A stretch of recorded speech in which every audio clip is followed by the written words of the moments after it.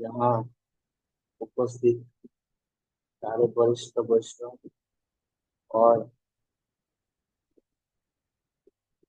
और बाकी जितने भी उपस्थित वैष्णव सबसे मैं कृतज्ञ भाव से परमिशन की याचना करते हुए हरिनाम के महिमा के ऊपर कुछ बोलूंगा। जो कि मैं जो भी बोलूंगा आप ये मत समझना कि मैं ये सारे कुछ फॉलो करता हूँ। मैं तो फॉलो करने में बहुत असमर्थ हूँ। लेकिन ये जो सेवा हमको करना चाहिए रोज के। दीपक प्रभु ने मुझे ये सेवा का मौका दिया है, तो उस सेवा को निभाते हुए मैं कुछ जो भी वैष्णव से सुना कुछ बोलने के लिए प्रयास करूंगा।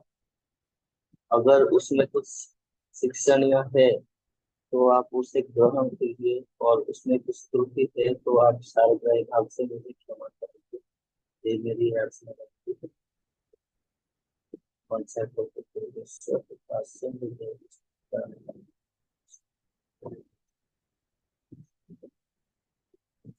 तो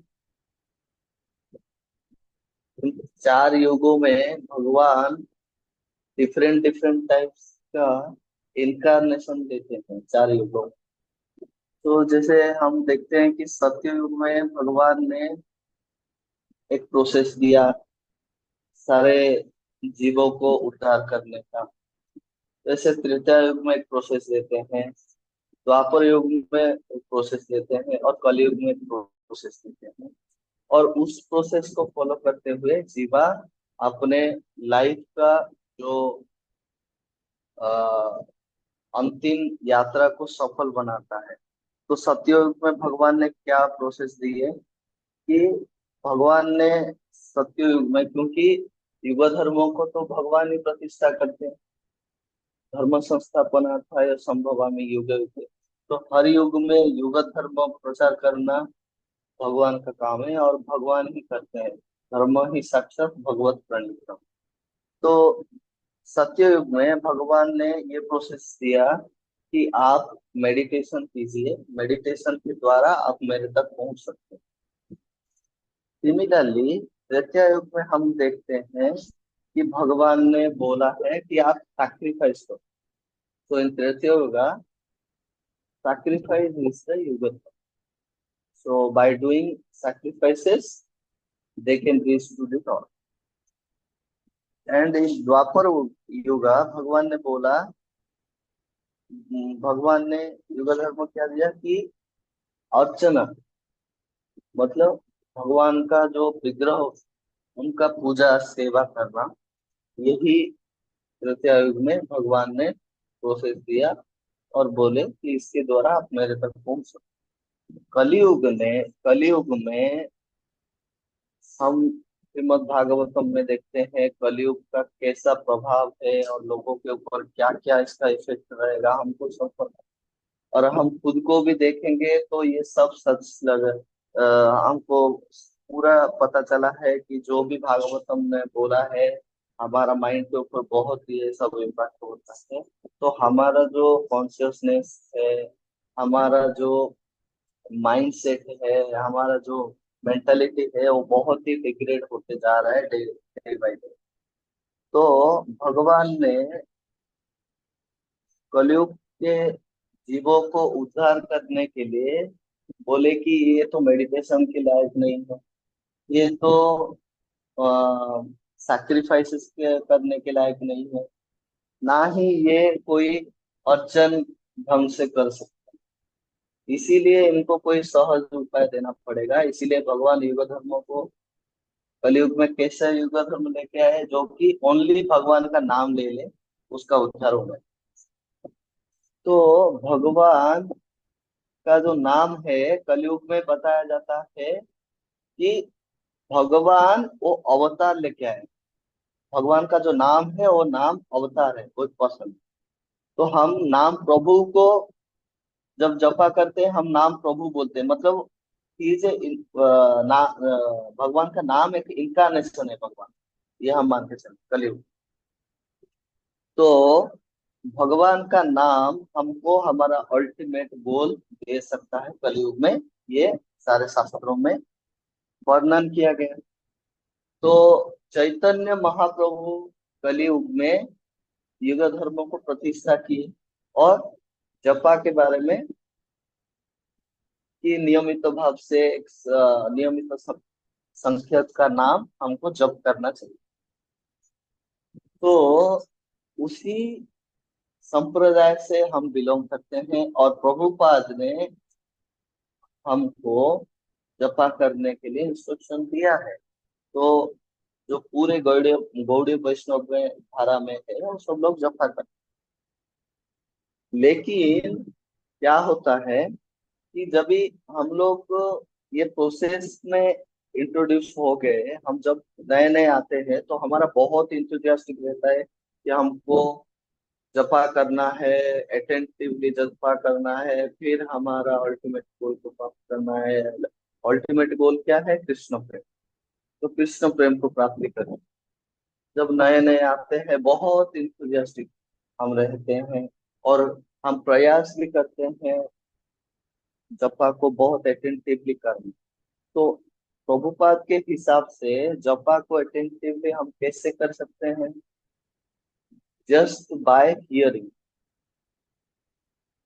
क्योंकि हम कुछ सोचने के लिए लगेंगे, जपा करते समय हम सोचेंगे कि हम भगवान के स्वरूप को दर्शन करेंगे, मन में मन ही मन हम स्वरूप को दर्शन करेंगे और जपा करेंगे। ये नहीं होगा, 5 मिनट तक होगा, फिर बाद में डाइवर्ट हो जाएगा। हम देखते हैं। तो हम अगर फोर्सफुली किसी चीज में लगाने के लिए रखेंगे तो बिल्कुल भी लगता नहीं। तो प्रभुपाद ने बहुत सरल उपाय में बताया, आपको कुछ मेडिटेशन करना नहीं है। while chanting you just hear, so our process is hearing, hearing and hearing। तो इसी से हम अपन अपना अटेंटिवनेस बढ़ा सकते हैं। तो हम देखेंगे हमारा जपा जब स्टार्ट होता है उसमें 4 थिंग है। क्या है? कि अटेंशन है। जब हम अटेंटिवली जपा करते हैं तो attentiveness is leading to attraction.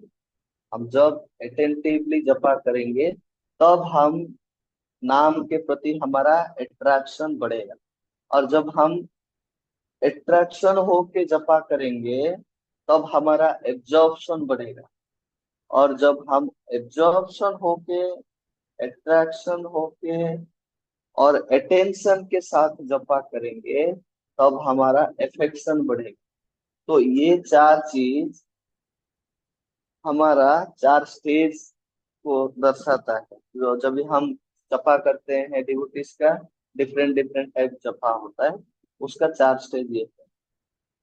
तो हम हमारा मन के हम क्या करते हैं जब भी जपा करते हैं, पहले पहले शुरुआत में हम बहुत अटेंटिव होते हैं।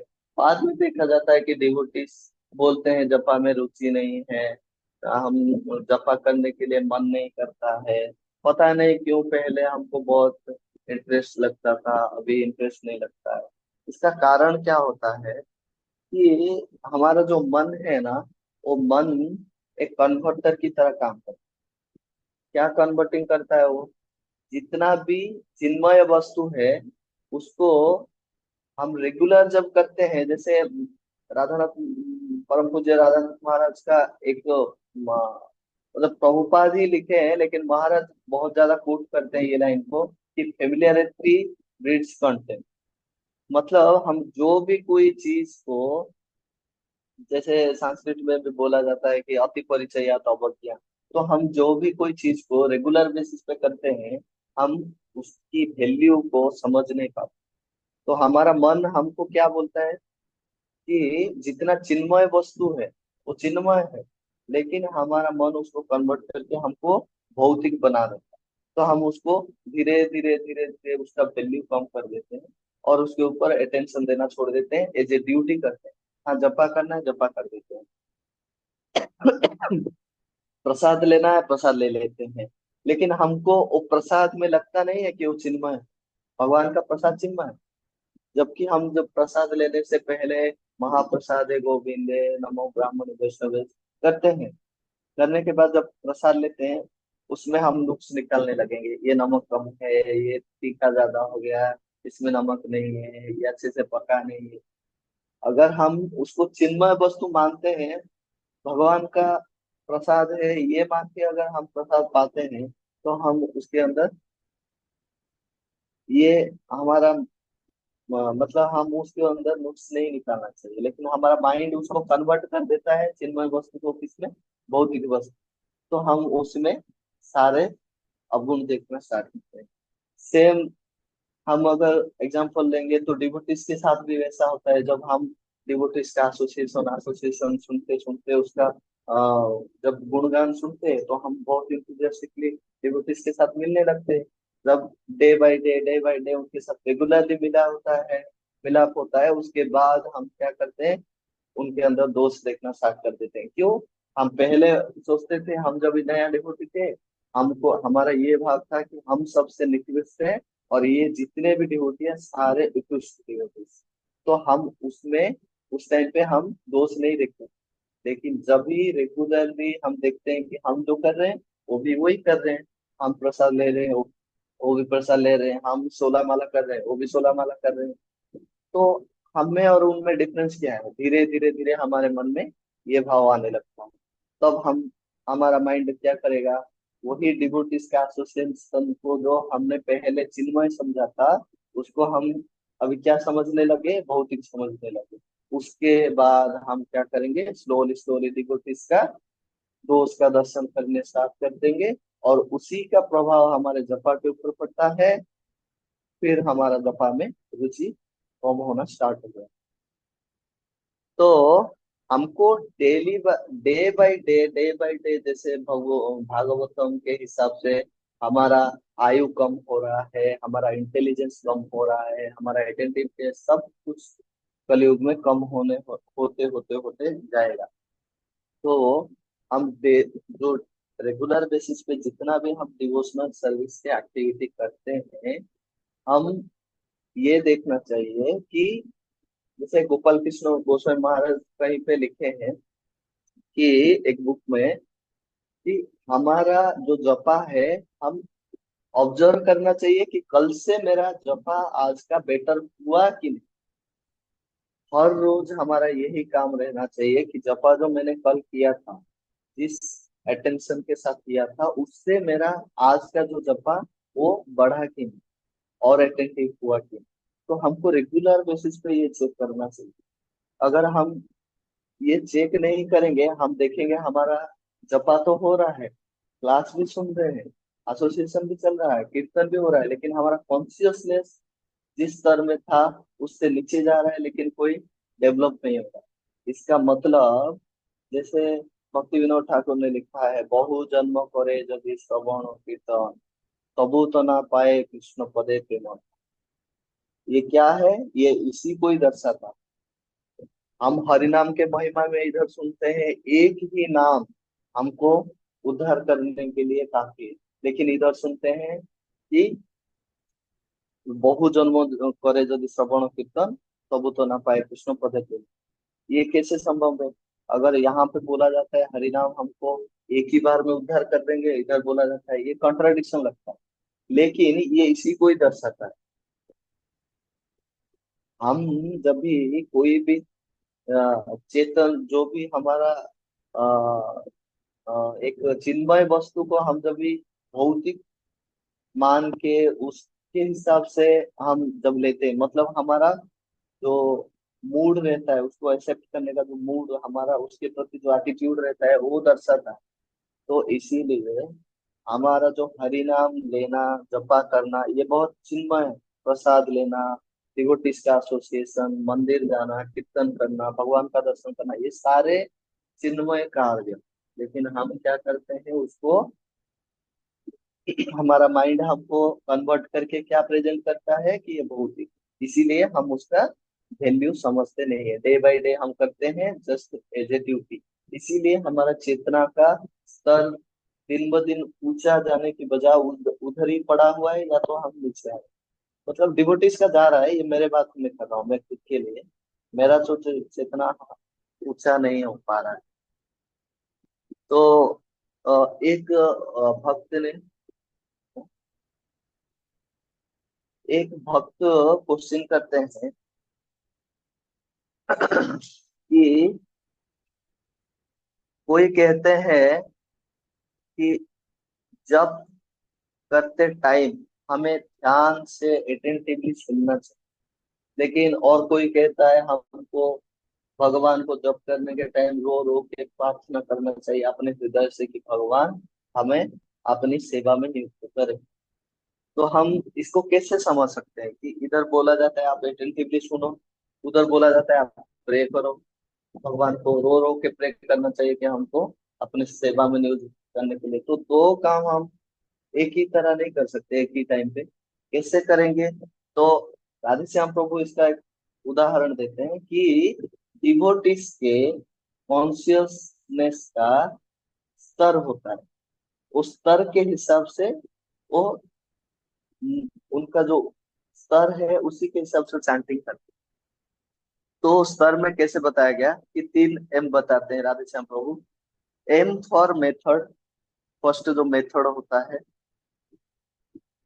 उसके बाद होता है मूड, और नेक्स्ट होता है मेलो। तो जो मेथड, मेथड मतलब क्या है? प्रोसेस, प्रोसेस ऑफ चैंटिंग, उसको मेथड बताया जाता है। तो जो भी लोग, हम लोग जैसे पता है हमको कि नाम अपराध स्टेज होता है, नामाभास स्टेज होता है, शुद्ध नाम होता है। तो वैसे ही राधेश्याम प्रभु बता रहे थे इसको कि जो नाम अपराध के स्टेज पे जो लोग हैं, वो मेथड को स्ट्रिक्टली पकड़ना चाहिए पहले। और नेक्स्ट जो डिवोटी नामाभास स्टेज में है, उनको क्या होता है? मूड, उनका जो अप्रोचिंग, कोई भी चांटिंग के टाइम पे उनका एटीट्यूड कैसा,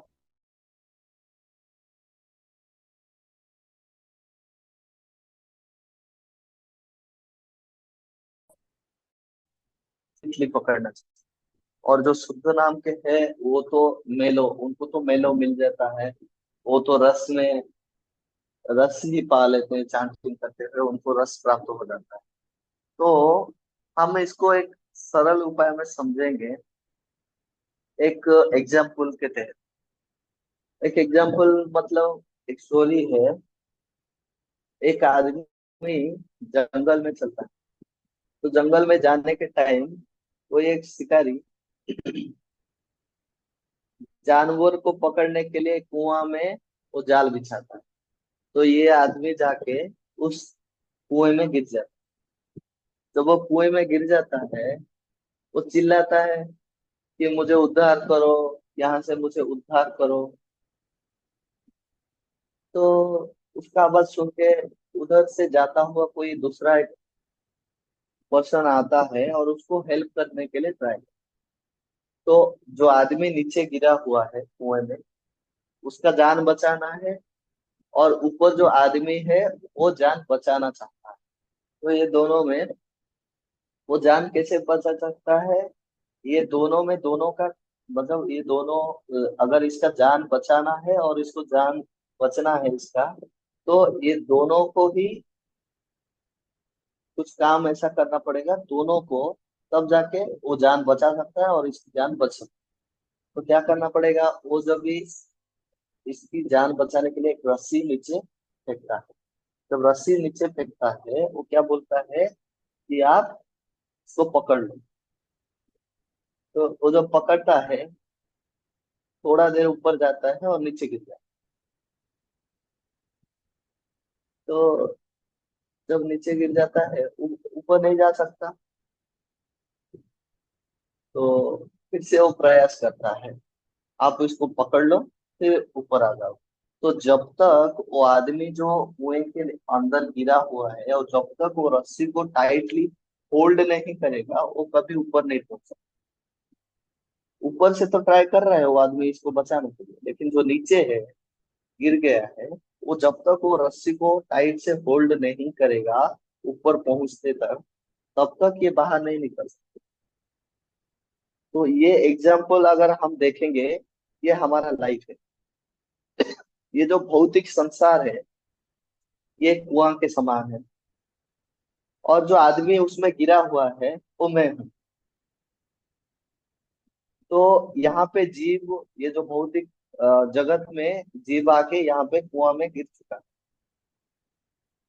तो जो बाहर से जो आदमी आके हमको बचाने की कोशिश करता है, वो भगवान के पार्षद हो, गुरु है। हमारे लाइफ में गुरु को हम देख सकते हैं, वो हमको ये भौतिक जगत रूपी कुआं से बाहर निकालना सकते।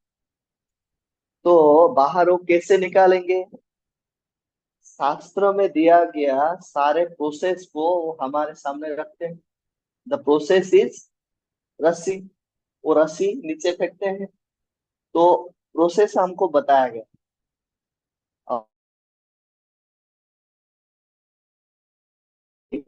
फॉलो करना।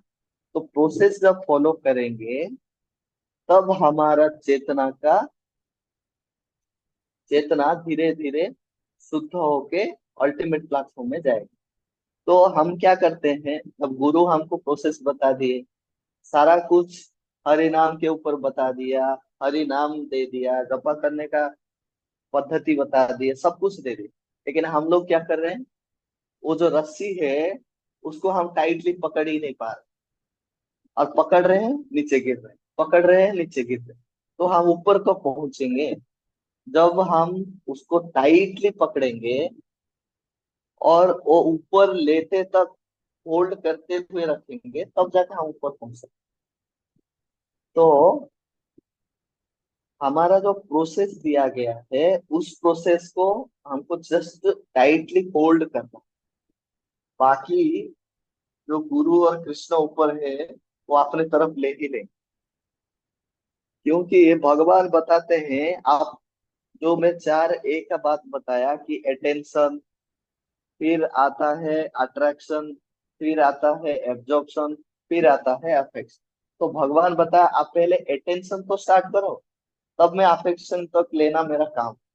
तो अटेंशन मीन्स हम जब स्ट्रिक्टली हमारा पद्धति को पकड़ते हुए रहेंगे, बाकी हमको कुछ नहीं करना, जस्ट होल्ड करना। जैसे ही होल्ड करेंगे, बाकी सारा काम गुरु और कृष्ण तो कर ही लेंगे।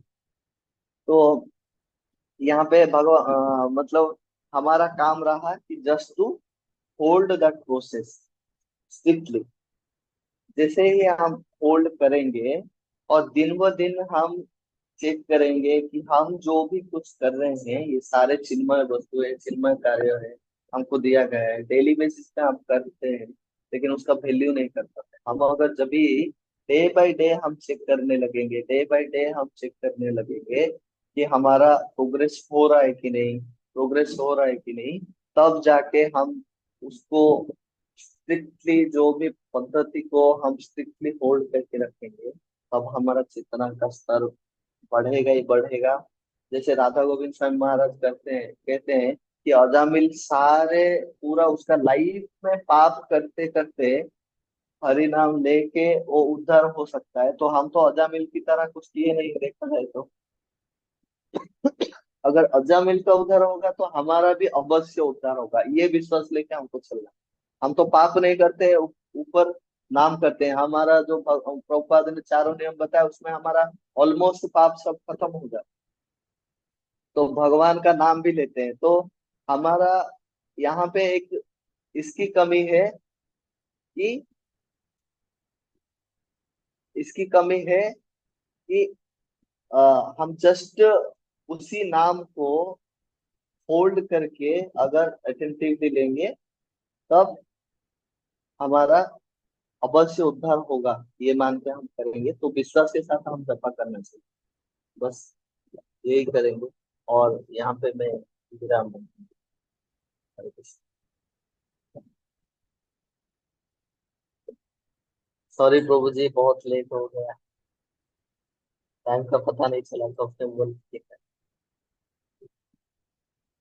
और सब लोग को धन्यवाद है यहाँ पे मुझे इतना टाइम झेलने के लिए। क्षमा करेंगे तो टाइम लगेगा।